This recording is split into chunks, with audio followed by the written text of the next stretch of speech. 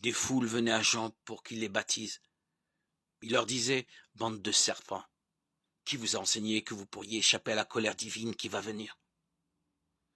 Accomplissez des actes qui montrent que vous avez changé de vie, et ne vous mettez pas à dire en vous-même, Abraham est notre ancêtre, car je vous déclare que Dieu peut utiliser ces pierres pour en faire des descendants d'Abraham.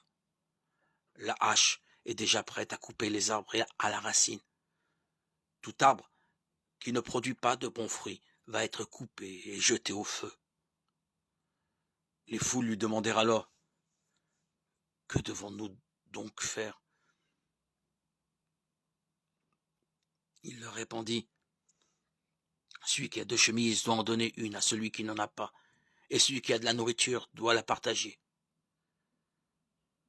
Des collecteurs d'impôts vinrent aussi pour être baptisés et demandèrent à Jean, Maître, que devons-nous faire? Il leur répondit, ne faites pas payer plus que ce qu'ordonne la loi. Des soldats lui demandèrent également, et nous, que devons-nous faire? Il leur dit, ne prenez d'argent à personne par la force ou en portant de fausses accusations, mais contentez-vous de votre solde. Le peuple attendait plein d'espoir. Chacun pensait que Jean était peut-être le Messie. Jean leur dit alors à tous, moi je vous baptise avec de l'eau, mais quelqu'un de plus puissant que moi va venir. Je ne suis pas même assez bon pour délier la courroie de ses sandales. Il vous baptisera avec le Saint-Esprit et avec du feu. Il tient en sa main la pelle à vanner pour séparer le grain de la paille.